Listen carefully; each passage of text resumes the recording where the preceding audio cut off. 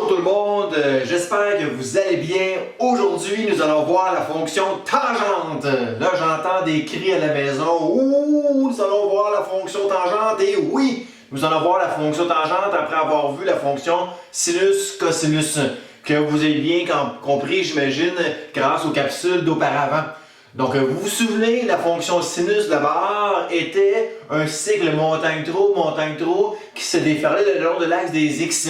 En cosinus, étaient des cycles trou qui se déferlaient le long de l'axe des X. Donc, il y avait certaines, bien sûr, similitudes entre les graphiques des fonctions sinus et les graphiques des fonctions cosinus. Vous allez voir que la fonction tangente est très spéciale graphiquement.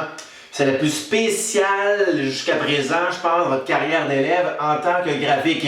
La preuve, on la regarde à l'instant. Donc là, dans un instant, c'est en plein là, c'est-à-dire on va voir à quoi ressemble la fonction tangente. Donc voici la règle y égale tan de x. Je vous dis, attachez votre sucre, elle fait peur à première vue. J'ai appuyé sur le petit onglet ici, vous allez voir la fonction tangente, à quoi qu'elle ressemble. Voici à quoi ressemble la fonction tangente. Ouh, ça fait peur. Donc, la tangente, c'est des cycles qui se répètent ainsi. Les cycles, c'est des ondulations qui s'étalent à la verticale de moins l'infini jusqu'à l'infini avec un certain aplatissement au niveau de l'axe des X. Donc, les zéros arrêtés sont comme des aplatissements, donc de la courbe ici en tant que telle. Ça, je vais revenir plus tard dans mes explications.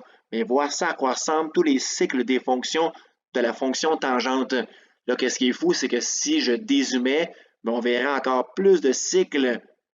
On verra encore plus de cycles, on verra encore plus de cycles, on verra encore plus de cycles. Là, je vais arrêter parce que c'est un petit peu trop intense, là. Donc, nous, vous allez voir, on ne va pas tracer autant de cycles, bien sûr. C'est vraiment que style 2 ou 3 cycles, ça va être amplement, car les cycles sont vraiment répétitifs le long de l'axe des X ici. Donc, voici à quoi ressemble la fonction tangente. J'ouvre une petite parenthèse, si vous remarquez bien, la fonction tangente s'étale de moins l'infini jusqu'à plus l'infini. Mais si vous remarquez bien, c'est comme si la courbe avait comme pas touché, style ici, à la verticale, moins pi sur 2. C'est comme si la courbe, elle a comme peur, elle n'avait pas comme touché pi sur 2. Tout à l'heure, je vais venir à qu'est-ce qu'il y a réellement ici à pi sur 2, moins pi sur 2, ainsi de suite, comme ici, admettons, à 3 pi sur 2. Donc, de retour à moi en studio. Quand même assez spécial comme graphique. Et donc, pour comprendre pourquoi l'esquisse graphique d'une fonction tangente, ce sont des genres d'ondulations à la verticale, vous devez absolument bien saisir ceci.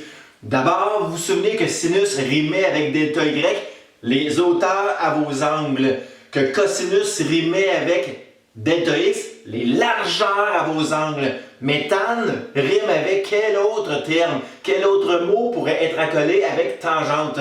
Pour bien comprendre, tan veut dire quoi? Écoutez bien ceci. Voici le cercle trigonométrique. J'ai pris un angle généralisé comme étant ici cet angle d'ouverture θ radian. Vous allez convenir que cet angle θ radian est le même que cet angle ici à l'ouverture de cet angle au centre du cercle, θ radian aussi. Donc, si je prends cette ouverture θ radian, vous vous souvenez que sinus rimait avec sa hauteur, son delta y, ce que je vais inscrire ici à l'instant au propre. Donc, voici la hauteur de cet angle trigonométrique. Cette hauteur delta y rime avec sin de cet angle ici, bien sûr, θ, que j'ai inscrit à la verticale.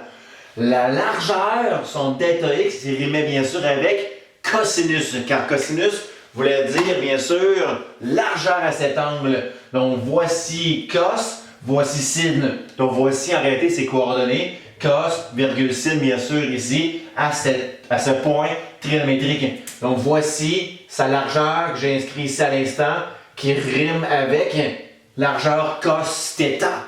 Donc, voici le cercle complété. C'est-à-dire, voici l'angle, bien sûr, traité comme étant θ radian.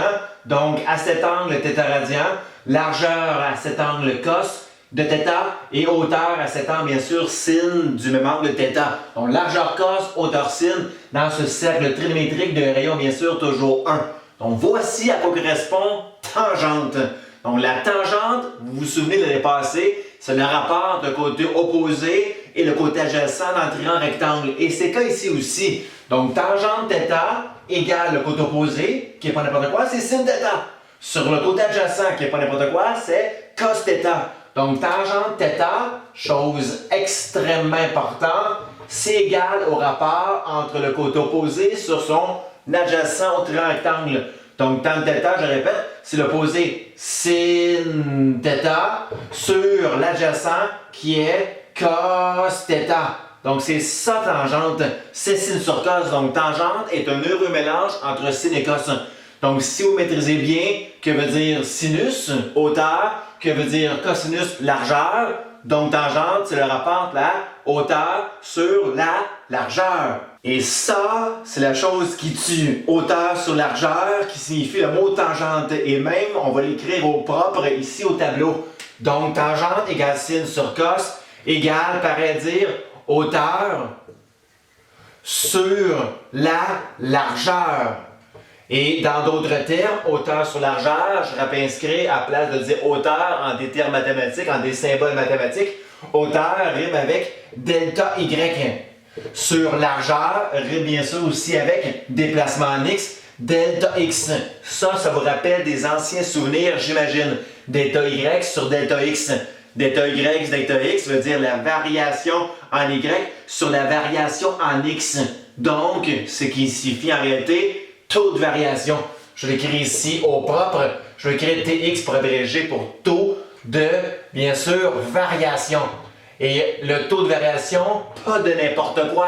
C'est le taux de variation d'une droite qui s'incline sur un taux de variation. Donc, dans ce cas-ci, qu'est-ce qui s'incline? C'est votre rayon, bien sûr. Donc, lorsque je parle de delta y, delta x, qui signifie taux de variation, c'est en réalité le taux de variation de votre rayon qui s'incline. Donc, taux de variation du rayon, c'est ça que signifie tangente. Tangente, c'est quoi?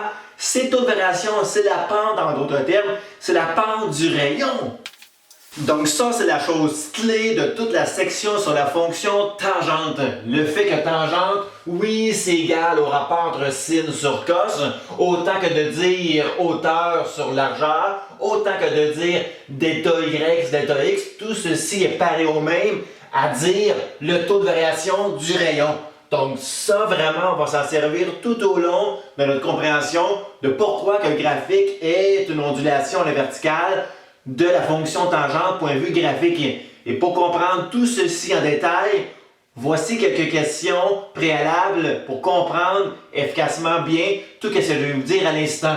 Pour ce faire, je vais tourner mon tableau blanc pour qu'on puisse en jaser ici à l'instant. Pas tard, là, pour que je traverse au bord pour déplacer directement mon tableau blanc à la bonne place. Donc, voici les questions préalables. Ok, donc de retour, tout bien stabilisé. Donc, je vous rappelle que, je veux dire ici, que tangente, c'était le rapport, c'est un heureux mélange entre sin sur cos. Sin est en hauteur, ça rimait avec delta y. Cos est en largeur, ça rimait avec delta x. Donc, sin sur cos, c'est pareil dire delta y sur delta x. Delta y sur delta x est clairement la pente, ou plus communément appelé, le taux de variation, pas de n'importe quoi, du rayon. Donc, dans toutes mes explications, la pente du rayon sera mimée par ceci. Voici toutes mes tangentes de mes rayons. Ça va être tangente, c'est-à-dire son inclinaison, sa pente, son taux de variation, ça va paraître dire la tangente de cet angle. Pour bien comprendre ceci, admettons qu'on veut savoir ensemble que vaut la tangente de 0 radian. La tangente de 0 radian, c'est pareil à dire en réalité que vaudrait le taux de variation du rayon qui irait frapper 0 radian. Voici mon rayon. Voici mon rayon à 0 radian. Que vaut son taux de variation à ce rayon-là?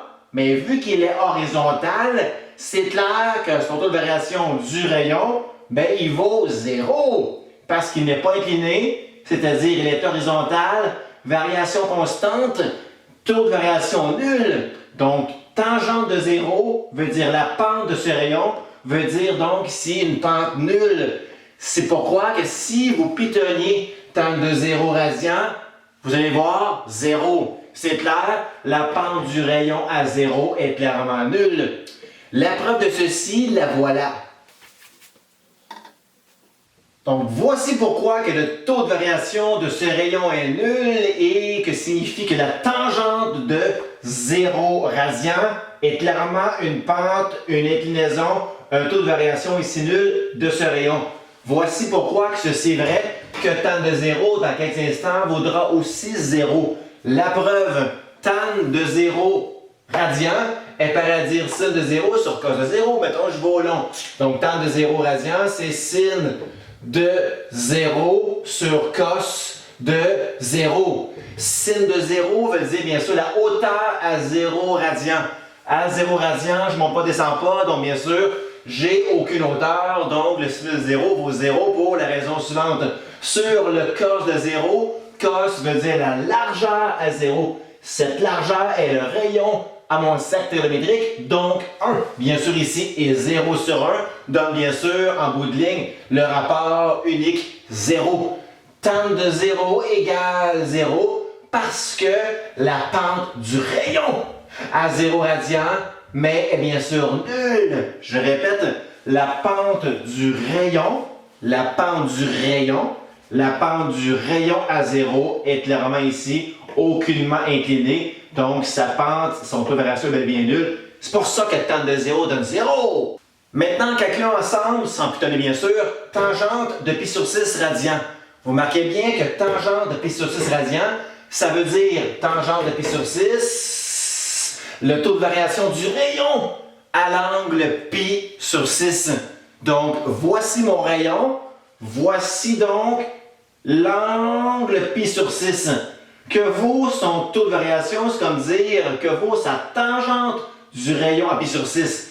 Si tangente de 0 était bien sûr 0, la tangente de pi sur 6 sera un peu plus grande que 0, car sa pente de ce rayon à pi sur 6 est clairement plus inclinée qu'à 0 ici. Donc, tan de pi sur 6 vaut une valeur bien sûr plus grande que 0. Donc, calculons la tangente de pi sur 6, veut dire calculons ensemble le taux de variation du rayon à pi sur 6 radian. Pour ce faire, on va y aller grâce à ces explications ici. Donc, tangente de pi sur 6, c'est comme dire pour nous, sinus de pi sur 6 sur le cosinus du même angle pi sur 6. Le sinus de pi sur 6 veut dire que vaut la hauteur à pi sur 6. Cette hauteur est clairement la plus petite des trois connues, c'est-à-dire sa hauteur est 1/2. Je vais écrire ici donc le sinus de pi sur 6 est 1/2. Sur le cos de pi sur 6, le cos de pi sur 6 veut dire la largeur à l'angle de pi sur 6.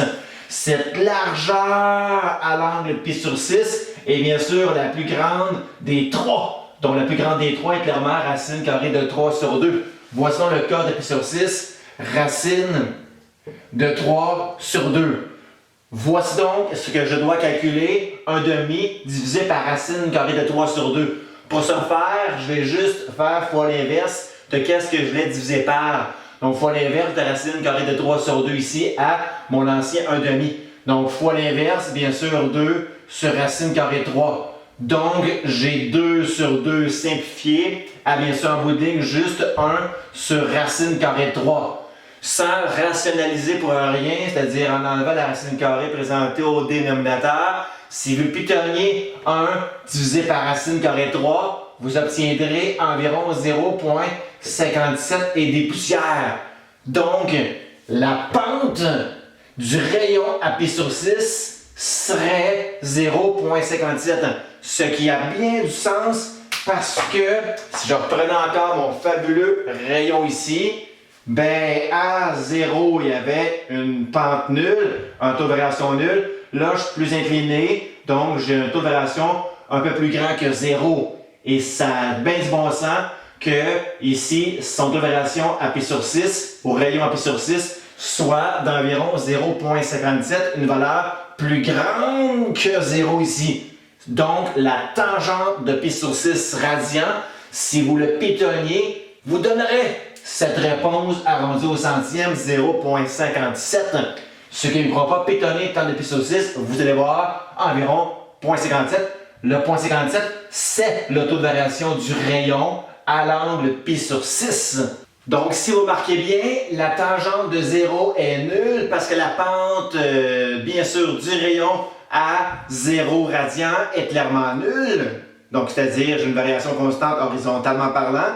La tangente à pi sur 6 est bien sûr un peu plus grande que 0, car je suis plus incliné que bien sûr l'horizontale à pi sur 6. Mais par contre, si nous allions à la tangente à pi sur 4, comme que pi sur 4 est bien sûr un peu plus grand que pi sur 6, je devrais avoir logiquement une pente, un taux de variation plus grand que 0,50 des poussières à bien sûr pi sur 6, le quelques instants ici. Donc je suis certain que le taux de variation du rayon à pi sur 4, donc la tangente à pi sur 4, est plus grande que 0,50 des poussières.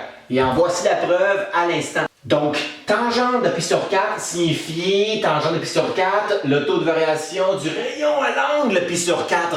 Donc, si je m'en vais ici, à incliner mon rayon à l'angle pi sur 4, donc mon but, c'est de trouver la tangente de pi sur 4 que vaut le taux de variation de ce rayon-là ici. Et si vous marquez bien, si on y va logiquement, pour trouver tangente de pi sur 4, qui est le taux de variation du rayon pi sur 4, mais je n'ai qu'à faire le rapport delta y sur delta x. Mais comme je monte autant que je me tassais à l'angle pi sur 4, je vais avoir le même delta y du même delta x. Donc le rapport entre delta y et delta x devrait être 1. Parce que je monte à pi sur 4 autant que je me tassais pour me rendre ici en largeur à pi sur 4. Donc, temps de pi sur 4 devrait être 1. La preuve du pourquoi que temps de pi sur 4, si on le pitonnait, il donnerait 1 ici. Temps de pi sur 4, c'est dire au long, maintenant je vais au long, sin de bien sûr pi sur 4 sur le cos du même angle, c'est clair, pi sur 4.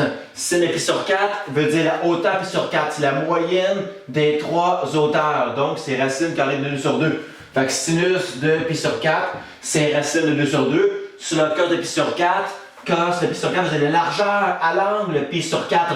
Donc, cette largeur est la moyenne des trois. Encore, bien sûr, racine carrée de 2 sur 2. Là, je pense que, vous voyez assez bien que deux quantités qui se divisent ensemble les mêmes. Donc, clairement, ici, simplifié en bout de ligne 1. C'est pour ça que le temps de pi sur 4 est 1.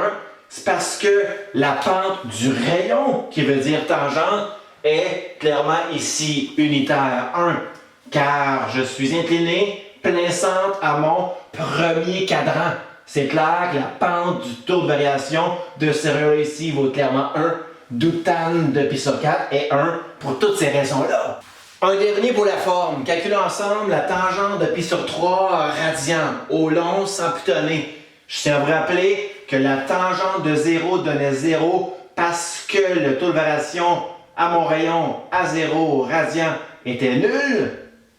Si je m'en allais à pi sur 6, la tangente de pi sur 6 est d'environ 0,57 car le taux de variation de mon rayon vaut 0,57 des poussières. Si je m'en allais à pi sur 4, son taux de variation était de 1, d'où la tangente de pi sur 4 était bien sûr 1. Donc si je m'en vais à pi sur 3, mon taux de variation devait être un peu plus grand que 1 ici. Donc la tangente à pi sur 3 devait être un peu plus grande que la tangente ancienne à pi sur 4.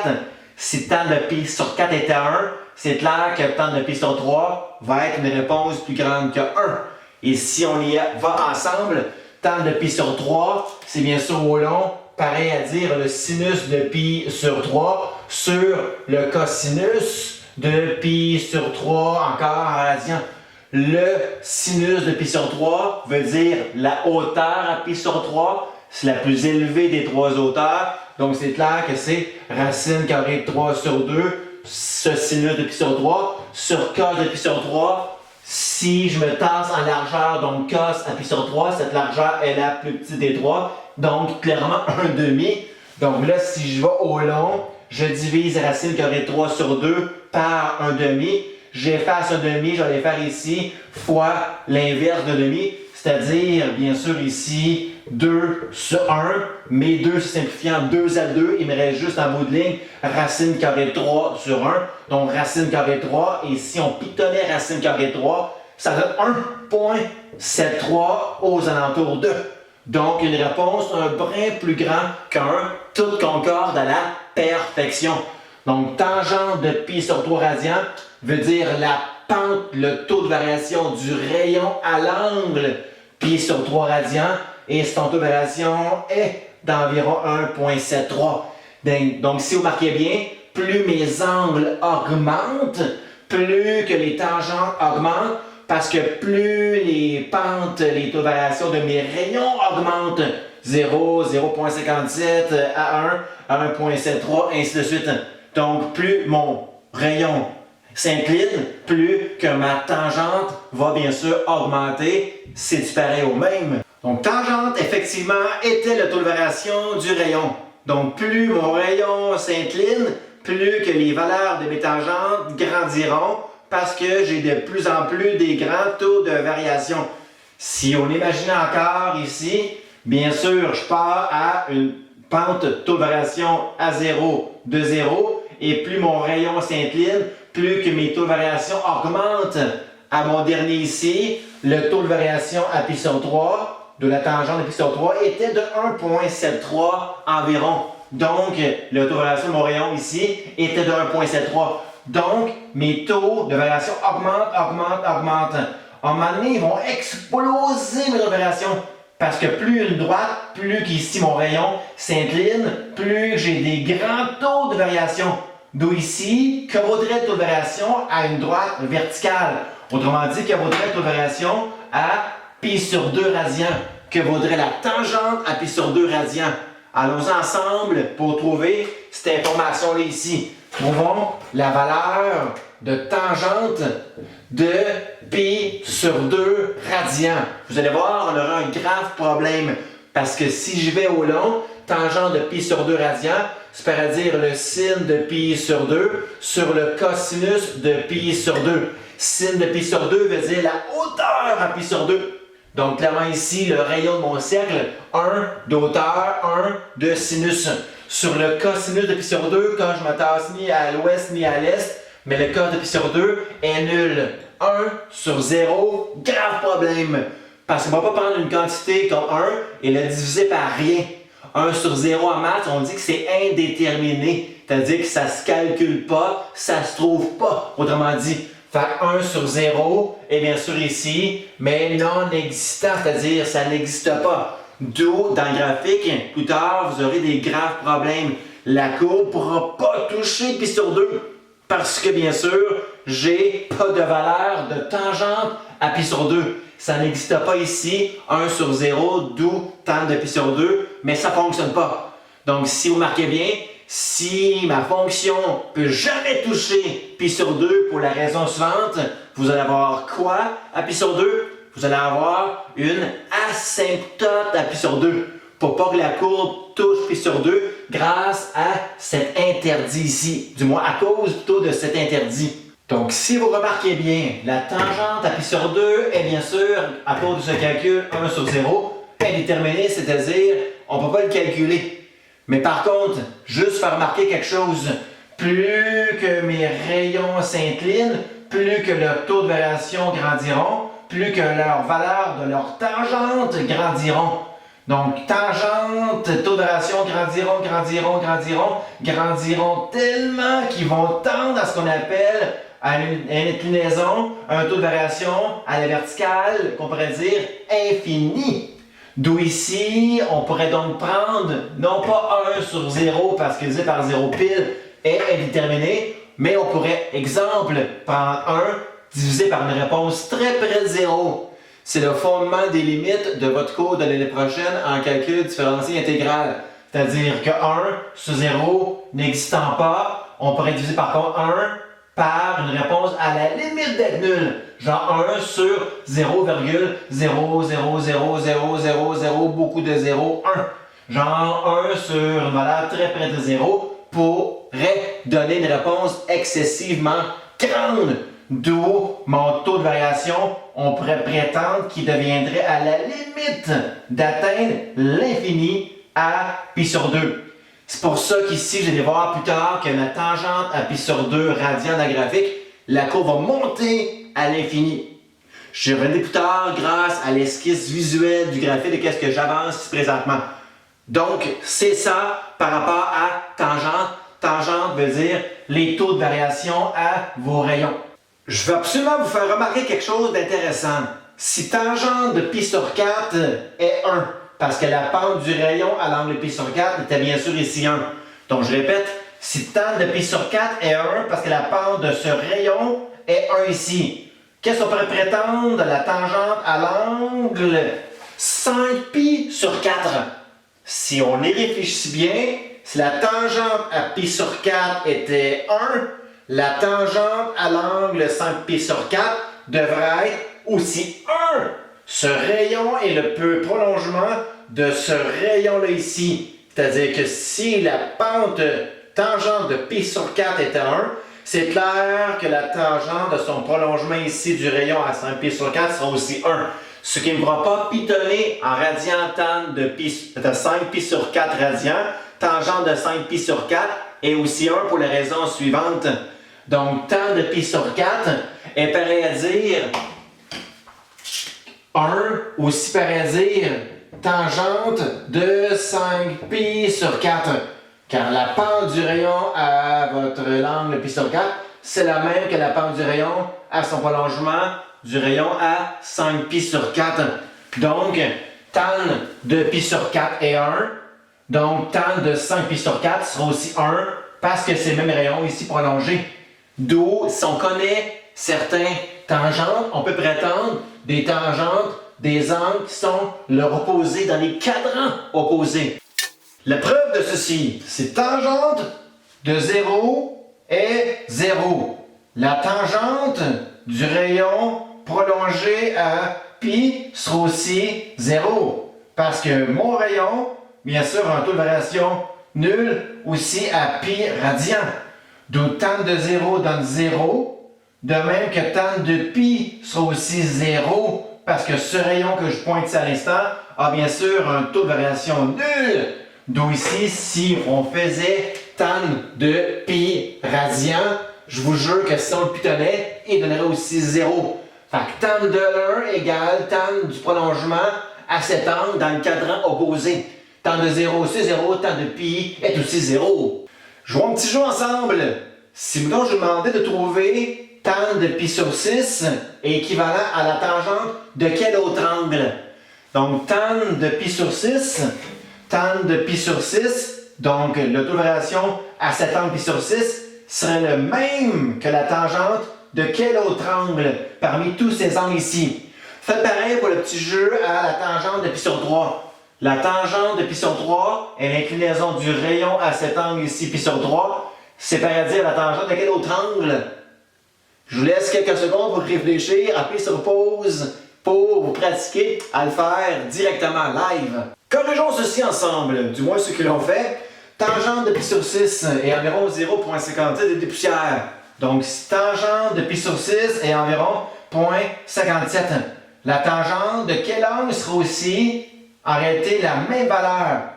Donc, je n'ai qu'à prolonger ce rayon-là de l'autre côté du cadran, bien sûr, opposé au cadran 1, dans le cadran 3 ici. Fait que tangente à l'angle, par conséquent, 7 pi sur 6 aurait la même valeur parce que ce rayon-là a la même inclinaison que le rayon ici prolongé à pi sur 6. Donc, tan de pi sur 6 est la même valeur que tangente à 7 pi sur 6. Ça vaut la peine de le pitonner par vous autres mêmes. Tangente de 7 pi sur 6, je vous jure que c'est environ 0,57. Car tan de l'un égale tan du même angle prolongé dans le cadran opposé. Donc ici, je vais inscrire vos propres. Tan de 7 pi sur 6 est pareil à dire tangente de pi sur 6. C'est le même rayon, il est juste prolongé de l'autre côté. Pareil à tan de pi sur 3. Tan de pi sur 3, si je m'en vais au rayon allant frapper l'angle pi sur 3 ici, ça vaut 1,73 cette pente-là, cette opération-là. Donc c'est clair que si je prolonge le rayon opposé dans le cadran numéro 3 opposé, je devrais avoir bien sûr ici son prolongeant à 4 pi sur 3. Donc tan de pi sur 3, même valeur que tan de 4 pi sur 3. Même inclinaison des rayons, c'est juste bâtir son prolongement. du rayon ici à pi sur 3 vers l'opposé à 4 pi sur 3. D'où ici, tan de pi sur 3, je vous jure que c'est pareil à dire la tangente à son opposé 4 pi sur 3. Pitonner tan de 4 pi sur 3, je vous jure que c'est pareil à dire 1.73 et des poussières. Donc, résumons le tout ensemble. Donc, sachez que tangente, c'est pas n'importe quoi. La tangente d'un angle θ est le taux de variation du rayon allant frapper cet angle θ. Donc, c'est la pente, taux de variation du rayon à l'angle tangente. Donc, si je prenais des rayons qui seraient croissants à des angles premier cadran, j'aurais bien sûr toutes des inclinaisons de variation positifs.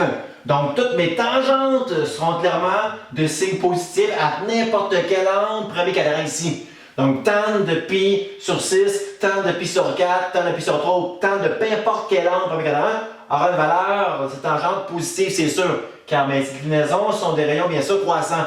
Par contre, si j'allais vers des rayons allant frapper des angles à votre deuxième cadran, donc comme ces rayons sont décroissants, j'ai bien sûr donc des taux de variation négatifs. Dès que je dis taux de variation, ça signifie le mot tangente.